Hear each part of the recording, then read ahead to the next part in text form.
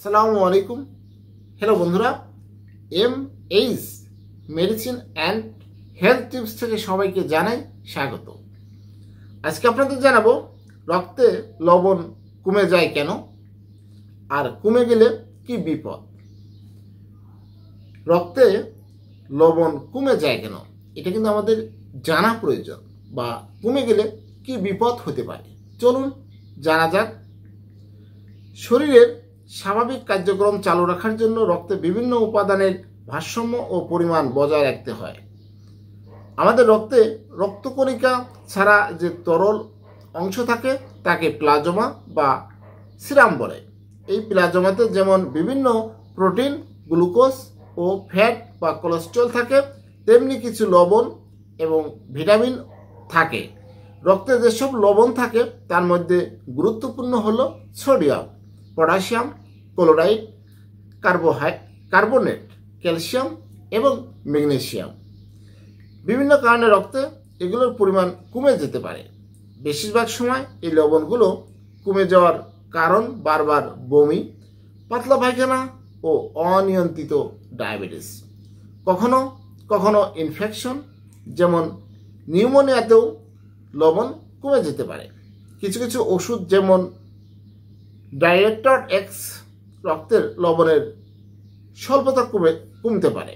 Heart বা কিডনির সমস্যা বা পায়ে পানি এলে রোগীর অনেক সময় এই জাতীয় ওষুধ দেওয়া হয়। কিছু কিছু মানসিক রোগীর ওষুধ থেকেও কি হয়, রক্তে লবণের সমস্যা হতে পারে।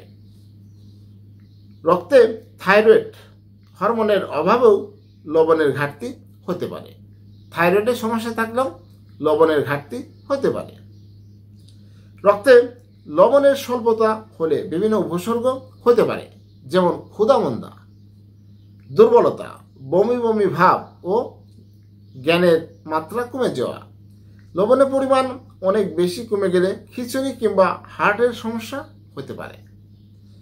কারোর যদি বারবার রক্তে লবণ কমে যাওয়া সমস্যা হয়, তবে তার একজন বিশেষজ্ঞ চিকিৎসকের পরামর্শ নেওয়া উচিত।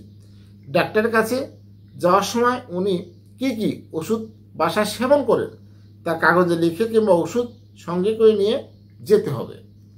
রক্তে সোডিয়াম বা পটাশিয়াম বা অন্যান্য খনিজ কমার উপর ভিত্তি করে রোগীর রক্ত এবং প্রস্রাবের কিছু পরীক্ষা দিতে পারেন চিকিৎসক। রক্তে লবণের পরিমাণ অত্যাধিক কমে গেলে অনেক সময় হাসপাতালে ভর্তি হয়ে শিরাপথে স্যালাইনের মাধ্যমে লবণের ঘাটতি পূরণ করতে হতে পারে। লবণের ঘাটতি ঠিক না হওয়া পর্যন্ত কিছুদিন পর পর রক্ত পরীক্ষা করে দেখা লাগতে পারে যে কতটুকু ঠিক হলো। সর্বোপরি এ ধরনের সমস্যা হলে ডাক্তারের পরামর্শ মেনে চলতে হবে। প্রেসক্রিপশনের বাইরে কোনো ওষুধ খাওয়া যাবে না।